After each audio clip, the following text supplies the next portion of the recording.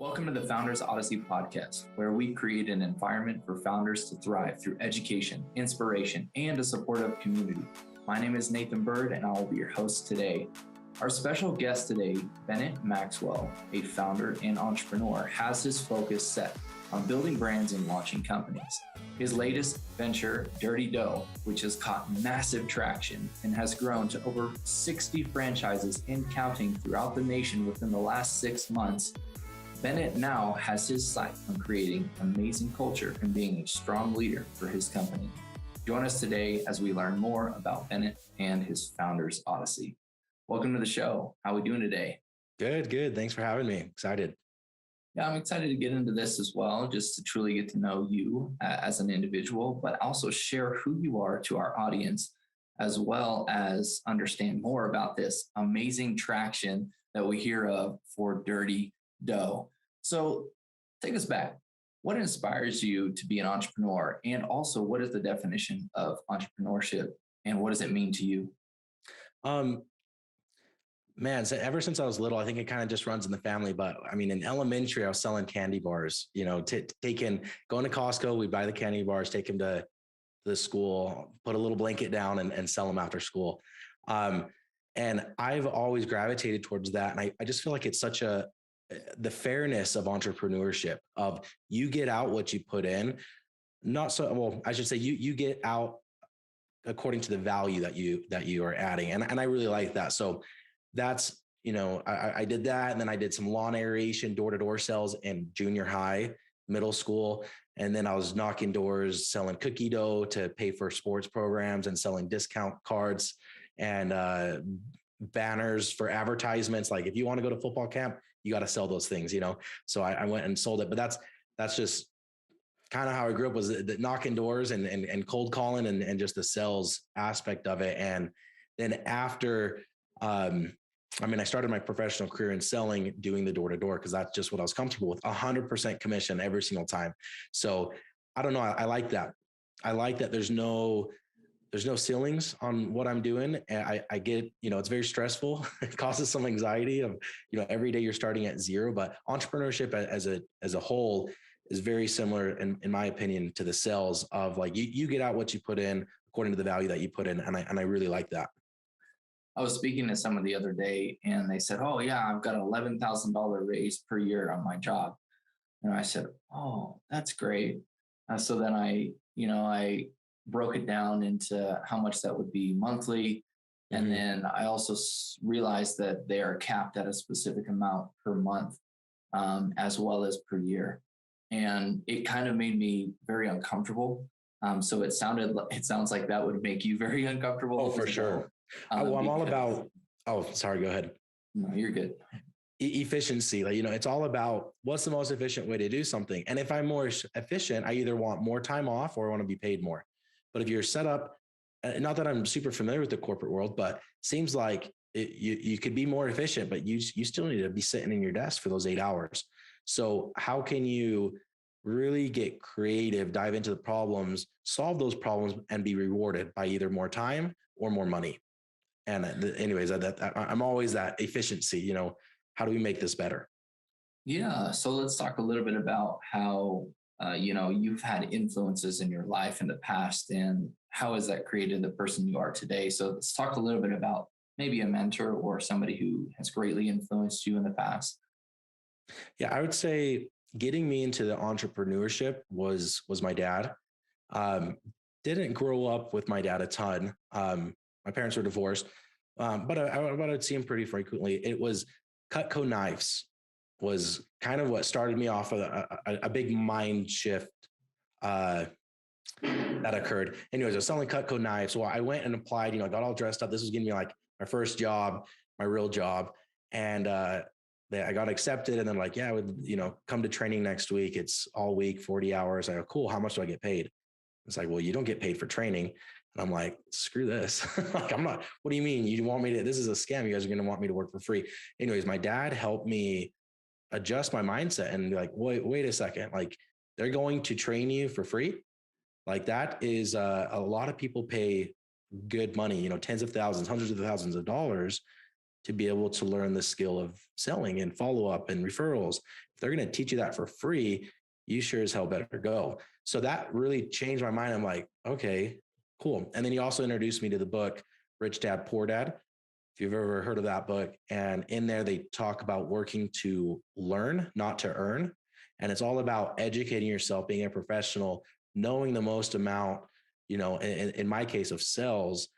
And anyway, so those two things early on, maybe I was 18 when that happened, just graduated high school, really gave me that mentality shift of like, okay, I'm going to be an entrepreneur. This is what I want to do. I'm going to be a professional. I'm going to focus on learning. I'm not going to complain because I get to learn for free for 40 hours, So that was a big mind shift for me. A lot of founders have the focus and are extremely driven in learning and expanding their thought process as well as their horizon basically. And it sounds like that's something that you have and were greatly inspired by your parents or your father, right? But also some mentors maybe throughout that process. Speak to us a little bit about more on your perspective of what sales means to you. And because right now in life we're selling whether we like it or not, ourselves, as well as whatever product or service that we have. So break down sales because it sounds like it's something you're very passionate about as well. For sure. Yeah, I think sales gets a pretty negative connotation of like, slimy salesperson. And a lot of that's justified. But what I think sales is, professional sales at least, is communicating and problem solving. How do I effectively communicate my ideas, get them to communicate their ideas so we can really know and truly understand each other's wants and needs? And then let's see if we can find, something that resolves those wants and needs. So I think most of sales gets a bad rap because you're a salesman, I'll accept anybody, right? It's like you have a heartbeat, you're on the sales team. So a lot of low class or not low class, but undertrained individuals jump in. And I think those are the people that kind of give that, the car salesman type vibe of just being pushy. Where if you stick around and you actually become a sales profession, then it's all about the communication and problem solving. 100%, I agree. Sales is, there's people that, they come in and they think that they're just going to make quick money when it's all about a long-term approach and a relationship that's built to provide value in exchange for that, a value, which is the dollar. And I think that that's interesting. So take us through. So you're slinging candy bars, you're doing some other ventures, right, in elementary and then high school. And then was there any business that you had during college times? No, not well. I was doing summer sales is what it's referred to here in Utah. So it's, you go to school and then in the summer you have this 4 to 5 month break and you're packing up, moving to a different state and knocking doors. So I would say, I wasn't running my own business, but I was running my own teams, recruiting my own teams, setting up pay structures myself.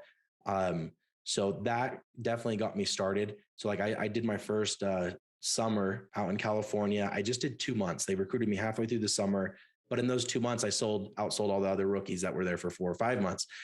Honestly, just because I spent more time learning. And then after that, so, I've never even started a summer, but I'm like, oh, this is easy. So I went and recruited 40 dudes and all 40 of us showed up in North Carolina. All of us don't know what we're doing now. But very eye-opening, because you have some support of the company, but you're all commission-based, both your personal sales plus your override. So it's all about getting your guys to produce. They're all commission-based. So it's kind of a business within a business. And that really got me into that path of entrepreneurship of like, okay, well, I'm kind of running my own little team. I'm recruiting them, training them, motivating them, coming up with incentives for them. That was kind of my first bite of entrepreneurship, I guess. Let's talk a little bit more about teams and how you incentivize people to produce when, and what is your thought process behind leadership, right? And then also how to correctly create incentive-based programs. Yeah, I think at least what I did to be able to recruit, a decent amount of people was focusing on kind of the opposite of what everybody else is focusing on. Everybody else is focusing on, you can make so much money, you can make so much money, you can make so much money, which is cool. Like that's why a lot of people do it. That's why I was doing it. But you can make so much money after you've learned the skills. So like when I was recruiting people, it's all about, hey, this isn't sales training so much. I mean, it is, but I would refer to it as communication. So it's like, Nathan, what do you want to be? What do you want to go into? And it doesn't matter what you respond. I could typically say, okay, so you would say you would need communication skills to achieve that. And it's like, yeah, okay, well, if I can train you to knock on somebody's door within 10 seconds, get their attention, and 15 minutes later, get a year long pest control contract. If you can do that, would that help you in what you're going to do? So I focused a lot on the building your education before building the money. So it was all education, and then it was education of sales, I should say, sales communication skills. And then we focus a lot on, in every company I've been with, we've done financial Fridays. So it's teaching people, once you get your money, what are you going to do with it? And showing them the path of why they want to go knock that extra door. Because you get these college kids after 20 grand in the summer, they're good, but it's like, why don't you want to make 200? Like you have the potential to do it. Well, I don't know what I'm going to do with all that money. So it's like, okay, well, here's how you get into real estate. Here's how you get into a retirement account and insurance and all of that kind of stuff.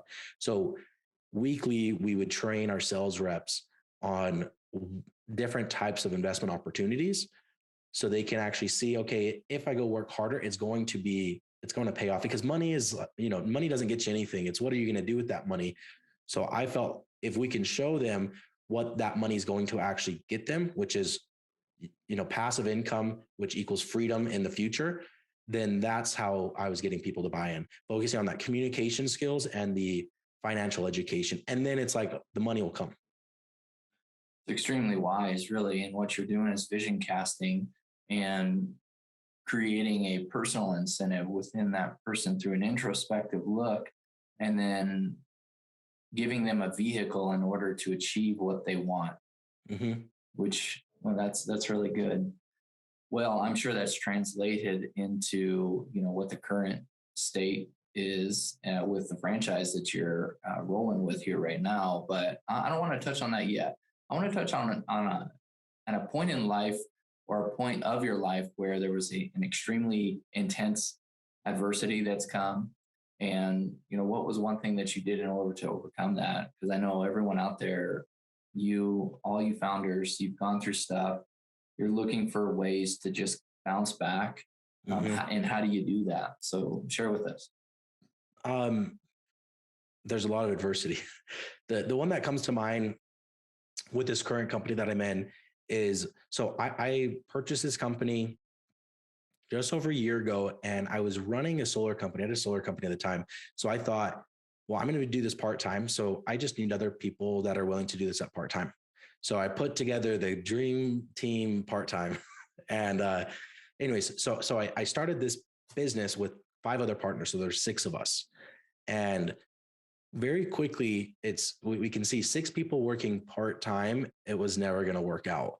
So it was, okay, everybody thought that the value that they were putting in is different than how other people perceived it. And everybody was working part-time, but some people maybe a little bit more, some people maybe a little bit less. And it was just was a messy situation. And I honestly thought, like, if we can't figure out this partnership deal, the business is going under because of the partnership. And come to find out, if you don't structure your partnership correctly, that's one of the biggest reasons that businesses fail. So I was lucky enough to take a startup course in Lehigh, Utah called the Startup Ignition.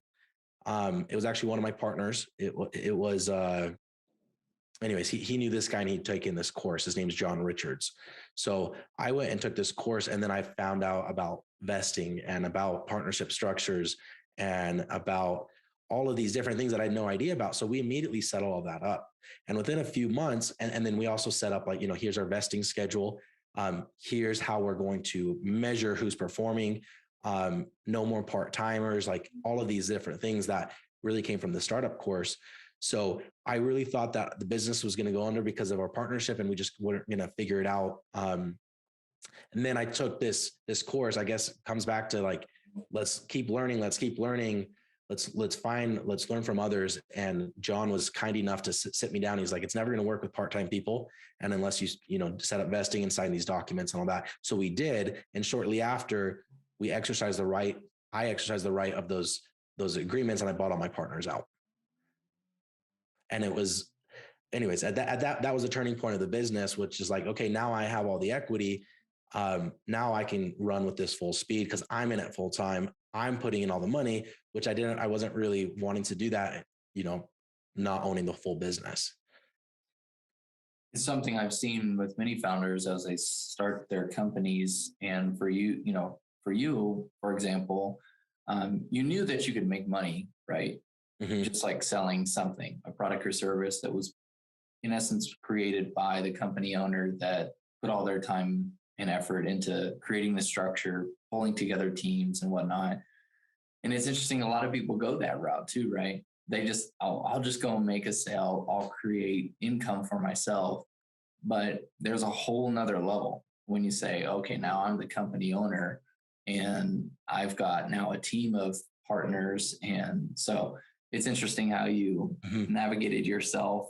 But the key there was through education and through an insatiable desire to learn more and have to apply something in a time of need.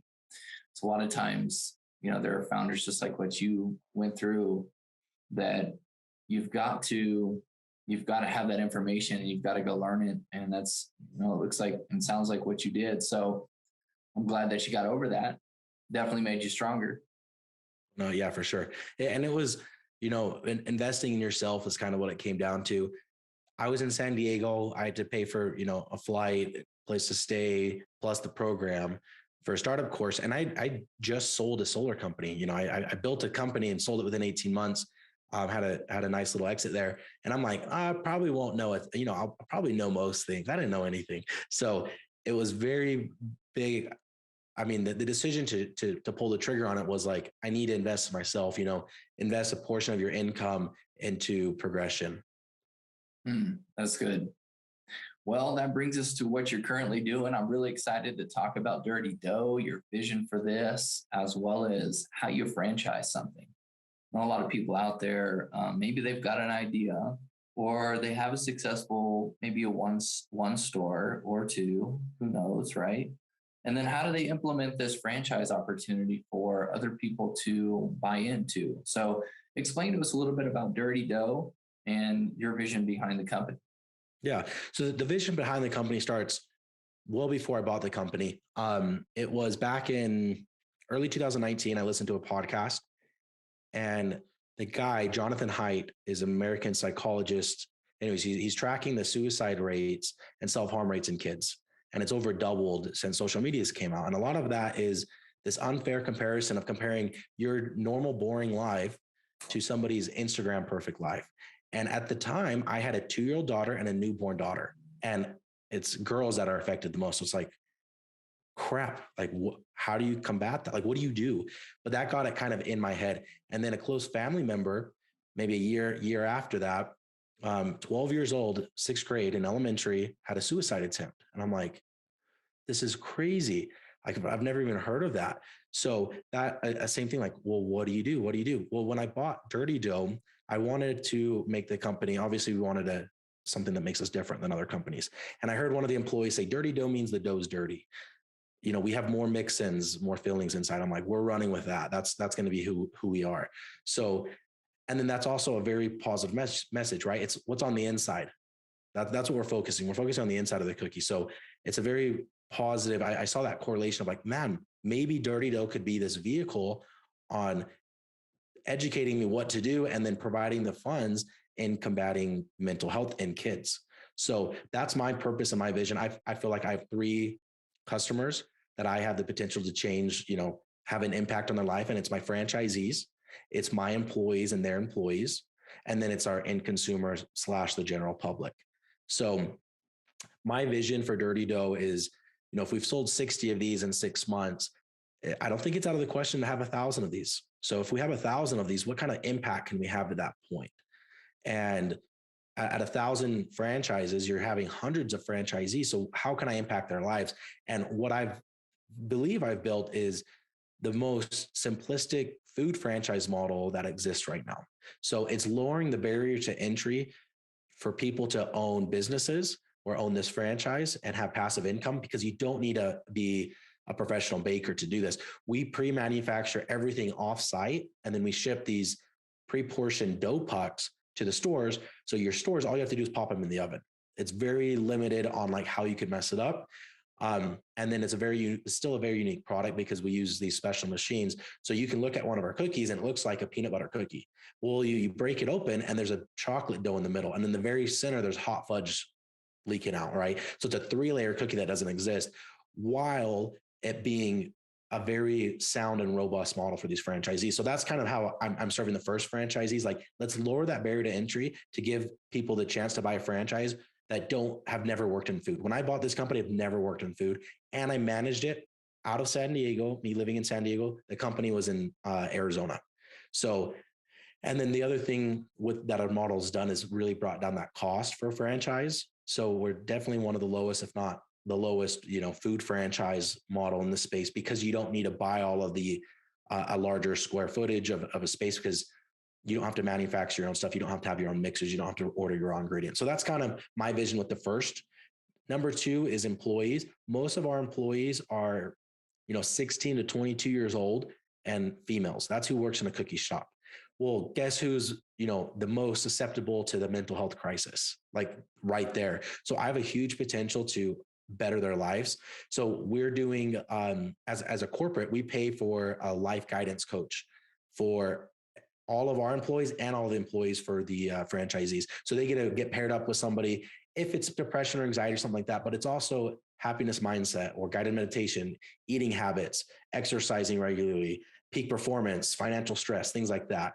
And then the third one is just spreading that message of what's on the inside matters most, and trying to, I think we could potentially impact, hundreds of thousands of people with that message. And our nonprofit is building wellness centers inside of, K through 12 schools.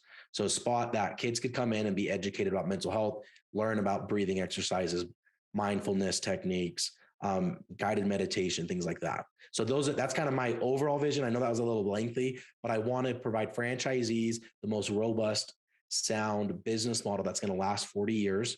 I want to provide our employees and all of the employees of our franchise with a mental health resource for them to have a life coach in whatever area that they need coaching in. And then I want to spread the message of what's on the inside matters most. Life is dirty and messy, but it's meant to be enjoyed, just like our cookies. At the same time, building these wellness center rooms inside schools. So that's kind of big picture, long-winded answer, but that's what I'm going for. I do believe you've got a wonderful start there, of course. And with any company that you build, you've got to have that vision casting, like what you're doing right now, and you've got a solid vision there. And there's a lot of things that are happening right now within our society, as well as within our youth of today.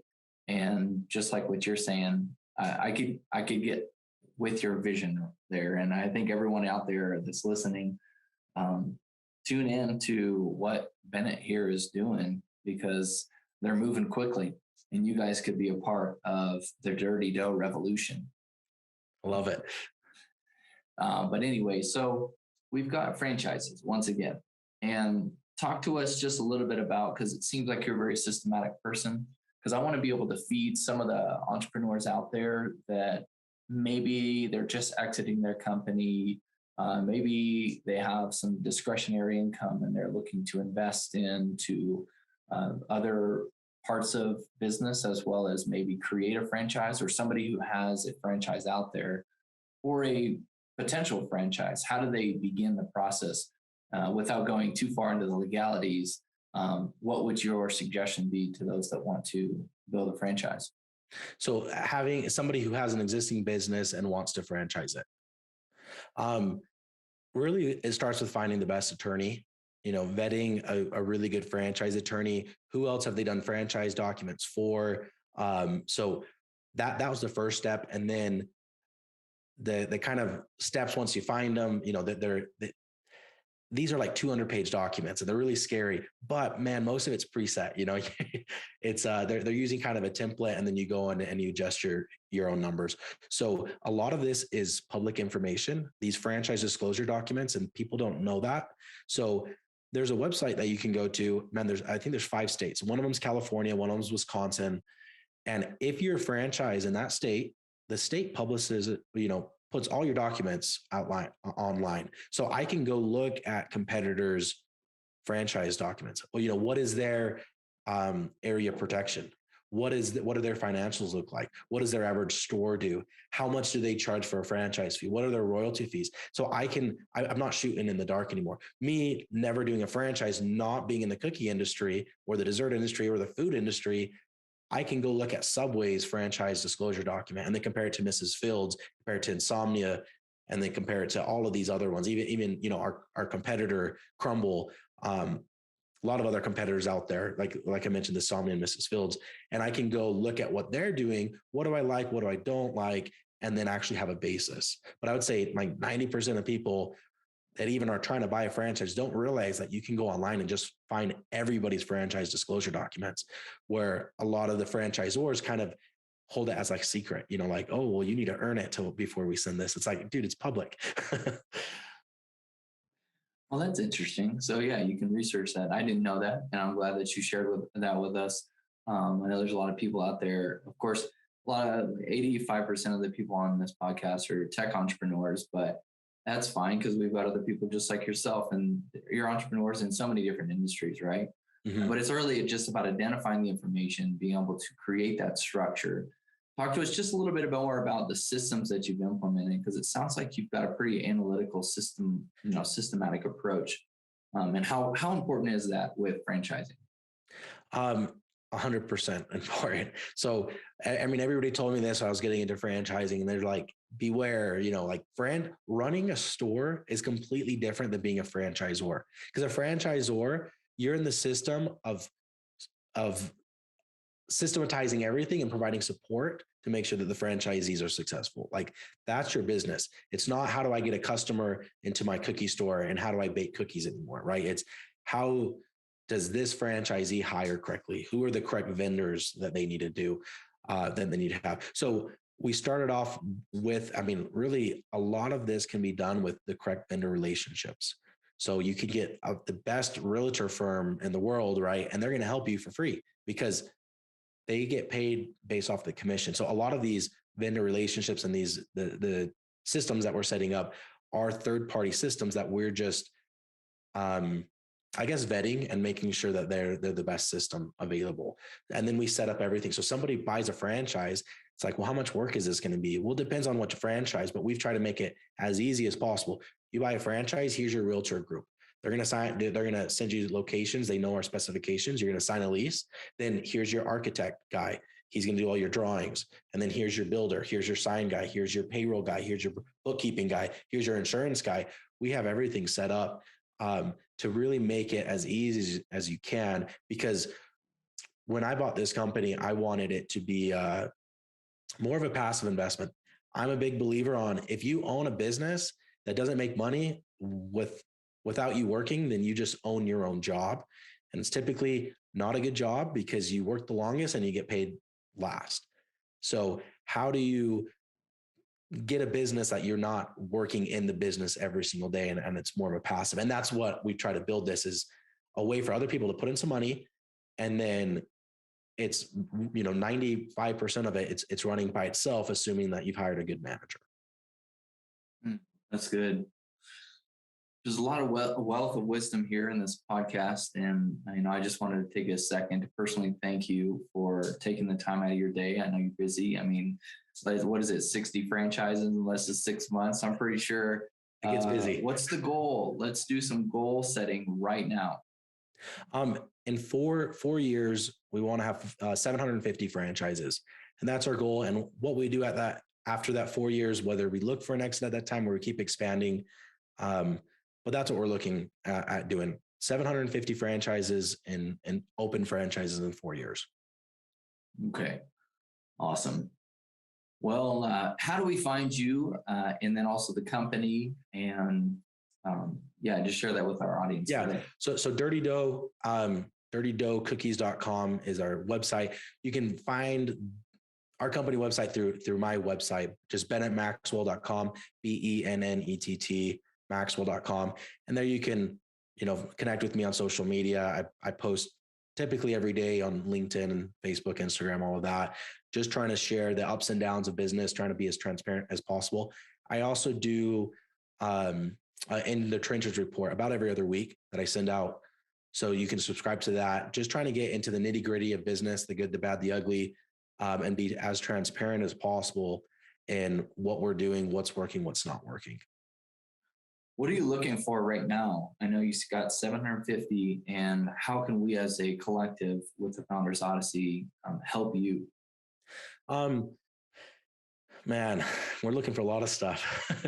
I mean, obviously we're continuing to push franchises, and the big thing that we're working on as a corporate though is building out our second facility. Before this first facility was built out, we'd already outsold it because I didn't think that it was going to go. I mean, we started building this back out in November is when we signed the lease, signed a lease for a warehouse to do 30 stores. Like, wow, that'll take me a few years to get there. And then, by the time before it was even done, we sold 50 something stores, and we're like, oh crap. So that's kind of our next thing, is just expansion into these other, much larger warehouse, so we can then make more cookies and distribute to more places. Cause we have, dozens and dozens of people inquiring in other states, just waiting for us to ramp up their production so they can open up there. Okay. So you're looking for warehouse spacing, possibly, in multiple locations across the nation. Right? Yeah, we'll do probably 3 or 4 like hubs throughout the nation. And then from there, we'll distribute to each of the local stores. So that's kind of our model, but doing that, we will be raising money here in the next few months. I just wanted to open up a handful of stores first. So we will do a little round, and then we're continuing to push the branding, the messaging of the mental health and helping out this nonprofit, the greater good, right? What can we do with the money, with cookies? Like, there's 1,000 ways to make money, right? But how do you get a part of a business that is making good money, but also giving back to the community? So like if you bought the Salt Lake City franchise, then we would go to Salt Lake City High School and say, hey, do you guys want to, do this wellness center? We have the whole program. We'll fund it for you. If they say yes, then we contact you as the franchisee and say, hey, between us, you and the community, let's build this together. And really trying to get people involved in their local communities in building these wellness centers. Well, you heard it here, guys, first. It's really what's inside that matters most. And that's the mission here from Bennett and Dirty Dough. We just want to say thank you once again for tuning in to the Founders Odyssey. If you guys like this episode, feel free to subscribe as well as share it with your friends across all social platforms. You can find us on Spotify as well as in video on YouTube. Thank you once again. And Bennett, really appreciate you. Appreciate it. Thanks.